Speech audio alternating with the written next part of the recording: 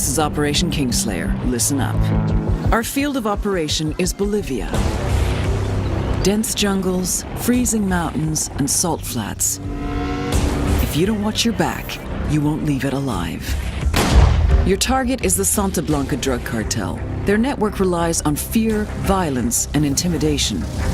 You'll need to destroy them from the inside, destabilize each aspect of their operations, production, smuggling, influence, and security, to bring them to their knees. You have full autonomy. You pick your targets. You decide how to take them out. Just get it done. Gather your intel. Learn who the players are. Learn their methods. Then destroy them. To make this op a real party, the local military force, Unidad, are on the cartel's payroll. They've been fighting it out with a low-rent rebel group called the Qataris 26. You want to survive?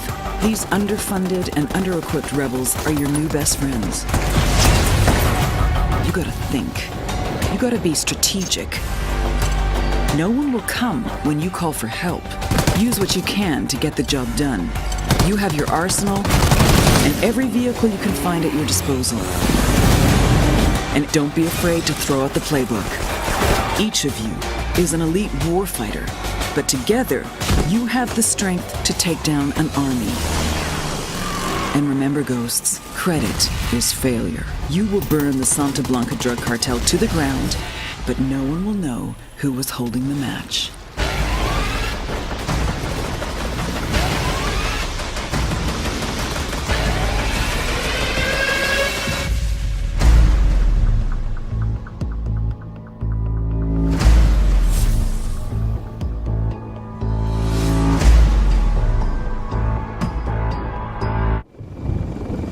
Hello, my name is Dominic Butler and I'm the lead game designer on Ghost Recon Wildlands. In Ghost Recon Wildlands, we offer players the total freedom of choice as they fight to take down the Santa Blanca cartel. A few months ago at E3, our 4 ghosts raided a camp to extract El Pozzolero, a bouchon of the Santa Blanca cartel. Today, we want to show you another way to play the same mission, taking a stealth approach and using the cover of night to our advantage.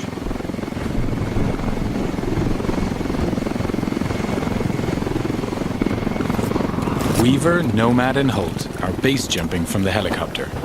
This is one of the 60+ vehicles available in the game for you to use as you explore the world. Today, 4 devs are playing the demo in co-op.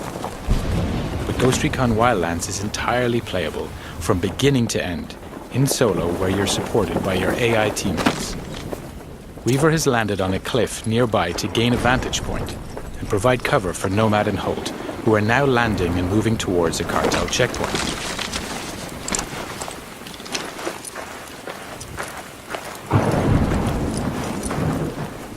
All 4 ghosts are now on the ground. Midas will regroup with the others in the camp. Ghost Recon Wildlands features a complete day and night cycle, as well as a realistic weather system which both have an influence on gameplay. Here, for example, nighttime with rainy weather is a perfect combination for a stealthier approach. Ideally, we want to gain access without alerting the cartel, so it's time to be creative. The ghosts know that this truck is being used for local deliveries. If they can take it, they can use it to get into the camp without raising suspicion. Our ghosts are getting into position, now tagging their enemies and identifying their targets.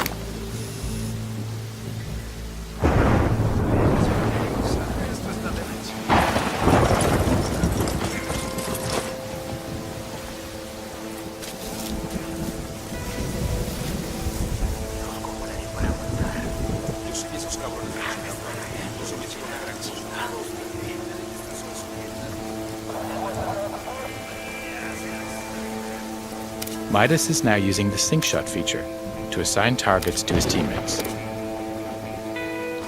The sync shot makes its comeback in Wildlands and is the perfect feature to coordinate your action with your team. Here we go. And that's a perfect execution. Playing solo, you'll be able to issue simple orders to your AI teammates to achieve the same deadly result. Now Nomad and Holt are going to use the truck to get into the camp without being detected.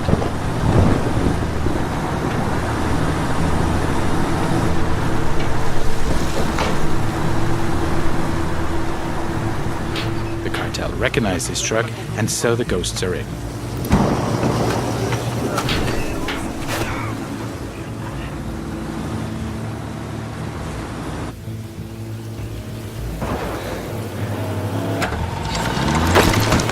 Holt has jumped out of the truck and is preparing a possible exit strategy by placing some C4.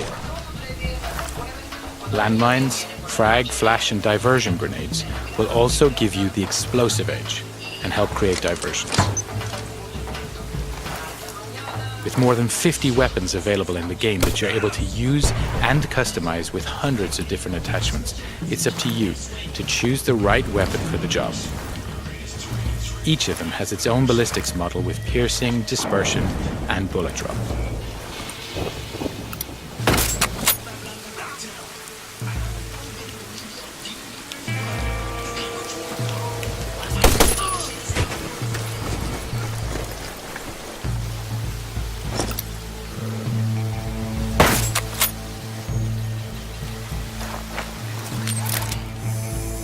Weaver's now deploying his drone to further recon the area. He's switched to thermal vision to easily detect local targets. Other special upgrades can be added to the drone too, including an EMP pulse that deactivates electronics, a noise generator, or high explosives.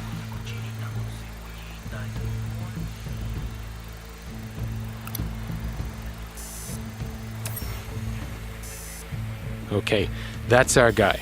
El Pozzolero, working late into the night.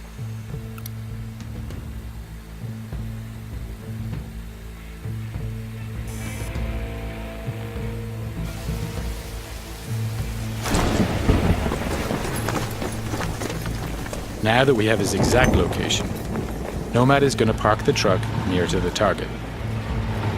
In order to complete your mission, coordination and communication are key.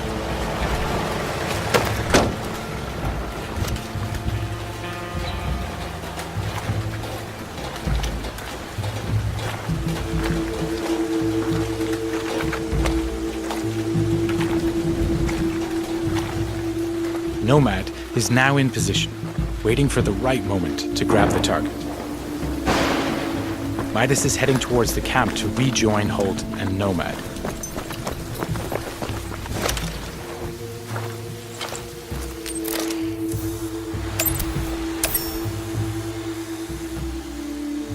Weaver has located the camp generator with his drone.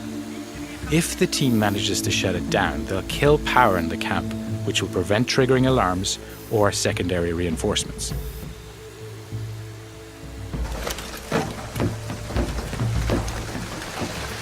Midas is now making his way into the camp, avoiding the patrols en route to the generator.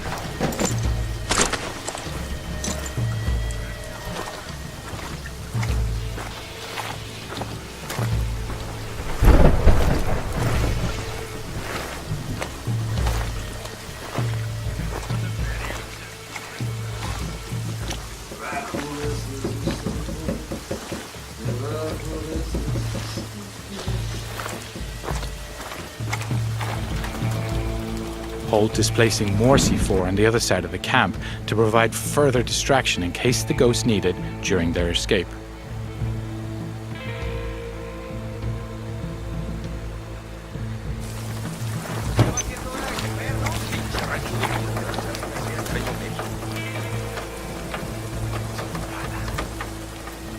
The diversion grenade is another great tool that can be used to distract enemies.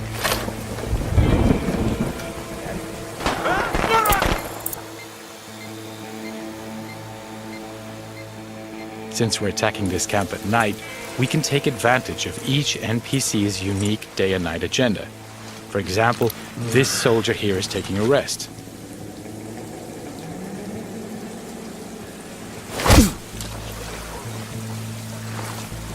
back to Midas, who's keeping a low profile to avoid being detected.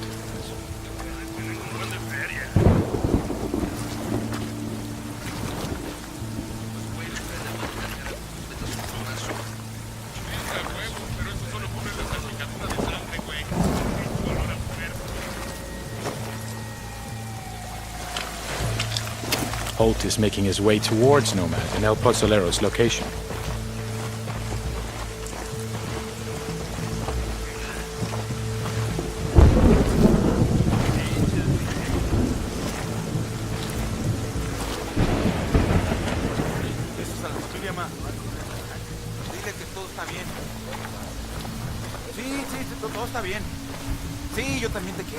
Making sure you don't leave bodies to be discovered is key to preventing the camp going on full alert. You can grab and drag your enemies away from the patrol path, so when you knock them out, they're out of sight.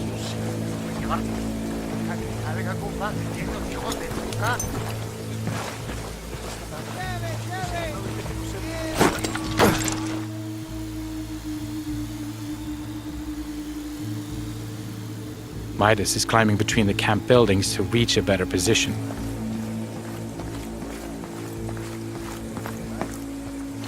All the while, Weaver continues to provide cover.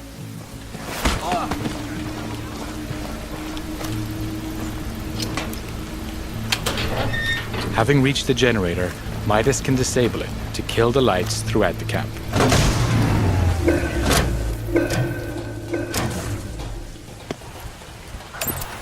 Nomad has activated his night vision to get closer to El Pozolero. Now, while enemies don't have night vision, they will become suspicious as to why the lights are suddenly out. Now, we need to extract our target from the camp. The enemies are now alerted by the noise and are trying to find its origin.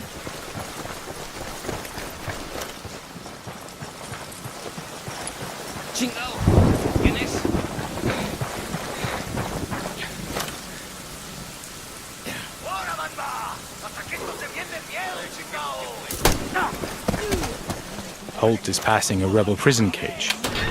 The rebels are another faction in the game. They have their own conflict with the Santa Blanca, so they'll spontaneously engage whenever they get the chance.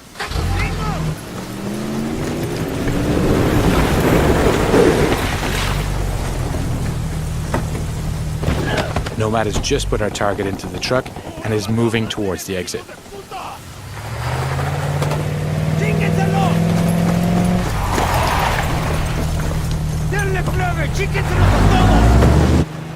Weaver is liberating another group of rebels. This camp is now erupting into a full gunfight between the rebels and the Santa Blanca. And to provide further disruption, we blow that C4 we placed earlier.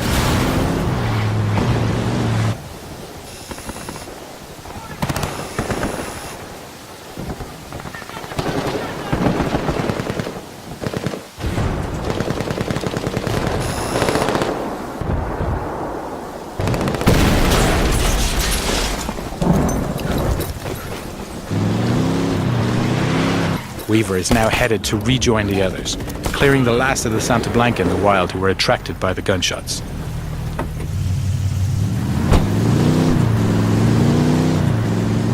So now with El Pozolero in our custody, we're going to deliver him to our rally point and learn key information about the cartel and his bosses. That's the end of the demo. I hope you enjoyed seeing our ghosts approaching this mission in stealth. Just one of the many ways you can play Ghost Recon Wildlands. And don't forget to check ghostrecon.com for the latest news and updates on the game.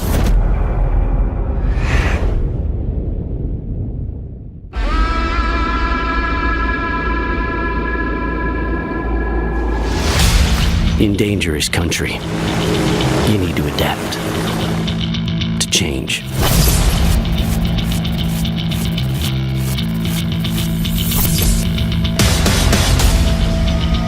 Know when to become silent.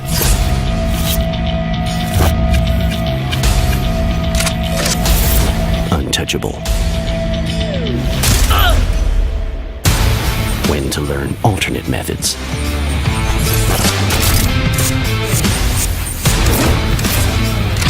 mix up the angle of attack. It's history. Or when absolute firepower is all you need.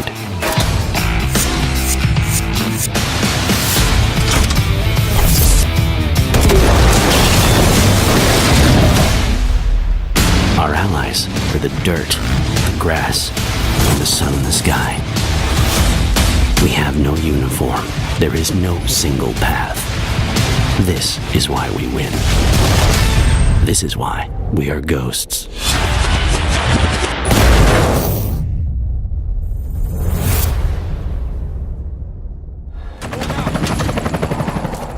Ghost Recon Wildlands is a huge game, and at E3 2016 it was playable for the first time.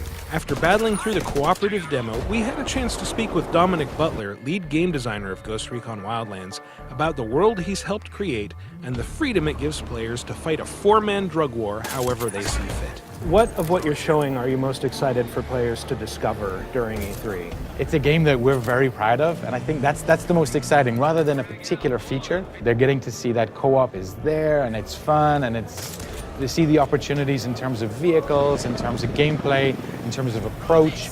And I think in the longer term, when you can see those opportunities extended to the narrative as well, it's super exciting. Tackling the game today, we did it a couple of different ways, and it really highlighted that you can do this any way that you want to.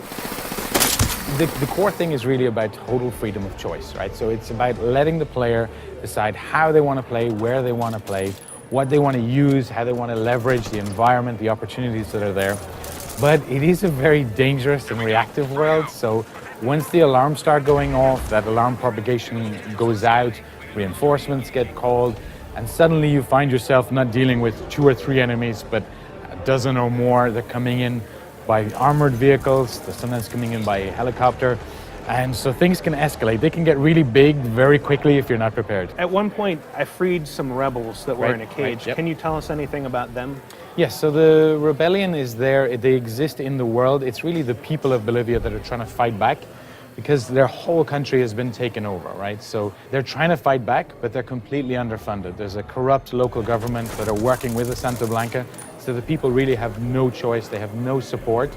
And this is an optional benefit that the player can leverage, is to try to help build up this rebellion, to support those rebels. Sometimes in camps you're going to find cages, you're going to find them imprisoned. If you can get to them, if you can free them, they're going to take up arms against the Santa Blanca completely systemically.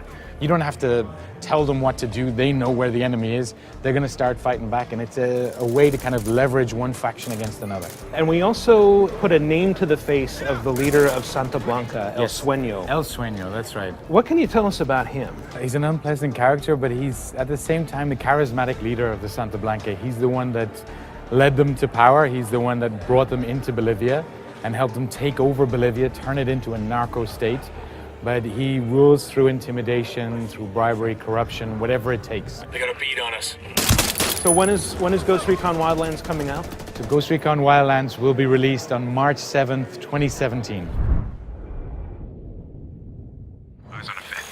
Ghost Recon Wildlands is playable for the first time at this year's E3, giving attendees a chance to tackle a 2-part mission to investigate the disappearance of 300 people in Bolivia's San Mateo province. Putting a huge emphasis on 4-player co-op, this is a chance to work together as a team in a small slice of Ghost Recon Wildlands' immense open world. And some things stand out more than others. One of the first things we were introduced to in Ghost Recon Wildlands was the portable drone carried by each ghost. Essential for scouting and strategizing, these let us fly freely through our surroundings, spotting and tagging cartel goons and getting a feel for their hideouts. While small and difficult for cartel soldiers to spot, the drones aren't invisible, and getting too close carried the risk of alerting the camp and giving our target a chance to escape. The Bolivia of Ghost Recon Wildlands is not a heavily militarized country, and civilians are everywhere. The cartel thugs love to mix in with the local population, which introduces an element of uncertainty into nearly every firefight. The ghosts are in Bolivia to liberate civilians, so we had to be sure of our targets before pulling the trigger. That said, we did accidentally kill one chicken that was standing behind the guy we sniped. Vehicles are everywhere in Ghost Recon Wildlands, and they're all yours for the taking.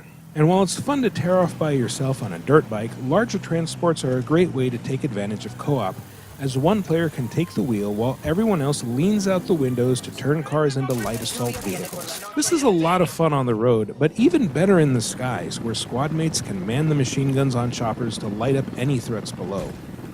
One of Ghost Recon Wildlands' biggest features is that it lets players pick their own approach to missions, scanning the area for threats and reacting accordingly. Want to line up sniper targets as a team and drop 4 guys at a time? That's a good idea, but it's only the beginning of what's possible. In the second half of our mission, we had one job: infiltrate a village-turned-prison called Rosario to grab valuable intel from the warden's laptop. How we chose to attack was up to us, but there were a bunch of targets of opportunity that could make any assault easier. We began in the hills surrounding Rosario, sniping the guards at a few key mortar emplacements and lobbing long-distance grenades to make sure nobody else could use them against us. This triggered the alarms, so we tipped the odds in our favor by freeing the cartel's prisoners who, lucky for us, were rebels who provided a capable distraction.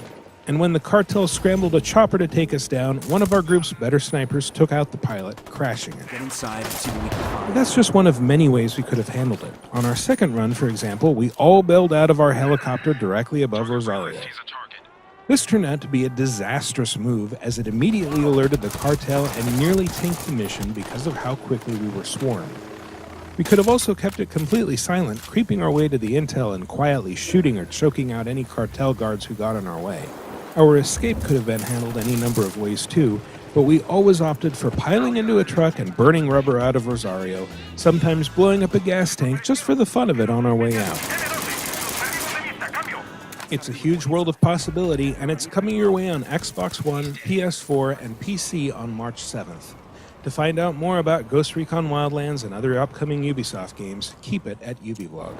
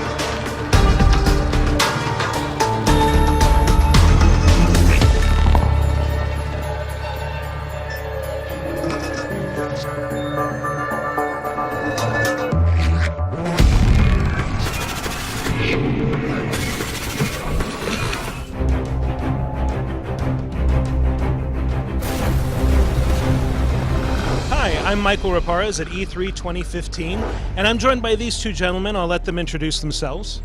Hi, I'm Dominic Butler. I'm the lead game designer on Ghost Recon Wildlands. Hi, my name is Nordin Aboud, and I'm a senior producer on Ghost Recon Wildlands. With Wildlands, you're going into an open world take on the Ghost Recon series. Why is an open world a good fit for Ghost Recon? One of the things we wanted to do was look at player choice, player agency, and really with the power of the new consoles, the power of the new tech and the PCs that were coming, this was the chance to realize a dream we'd had for a long time, which is to really open it up and give the choice back to the players. Just by moving into an open world, you explode all the boundaries of tactical, because right now you can not only choose your weapon, for instance, but you can choose your way of traveling, you can choose your location, you can choose the time of the day. It's heaps of options. But right now in the game, all of the missions can be night missions. And that's exactly it. It's not about us determining, oh, this is a stealth section, or this is the bit where you have to escort the guy, or you have to do a full frontal assault. It's, here's a situation, here's a singular objective, and then it's up to them how they want to do it. They write their own story. So, what's our next target? This is exactly the Ghost Recon that the Ghost Recon initial guys would have loved to do if they had the consoles and the PCs we're using right now. You talked about some of the effects that nighttime you can wait for a night mission, and I'm wondering, Does the way you play have an effect on the world and its factions? Absolutely. So what we have is a living, breathing world that's happening autonomously, separate from the player. So it's something the player can choose to engage in or not, as they wish. You can unleash chaos. Strike from every side. Confuse them. Destroy everything. So we have different combat rivals that have different feelings towards each other, shall we say. Some temporary alliances are there. Depending on how the player engages with these factions, their relationships with each other and with the player is going to change. How essential is co-op to the new open world? I mean, is this a game that you can play by yourself? Well, Ghost Recon is a 4 Ghost team game. So even if you're playing solo, we're going to have AI teammates are going to jump in and support you. And then your friends, as they become available, can jump in or jump out of that session. And this is what we are showing also in our demo and the trailer. We really want to show the fact that you can split and you can do the missions the way you feel. What can you tell us about the cartel that you'll be fighting? The Santa Blanca, obviously they're very mysterious, but maybe you can shed a little light on them. There's not that much that we can talk about today. Previously, they were just involved in the smuggling of the drugs, transport out of Bolivia. But they've moved in and have taken over the entire country, turned it basically into a narco state, controlling all aspects of production, intimidation, smuggling, all parts of it. And that's really what the ghosts are there to disrupt and to cause chaos, to try to break the alliances they have with the local government, to kind of disrupt their business. Well, thank you very much for talking to us, guys. What platforms is Ghost Recon Wildlands going to be on? It's going to be available on Xbox One, PlayStation 4, and PC.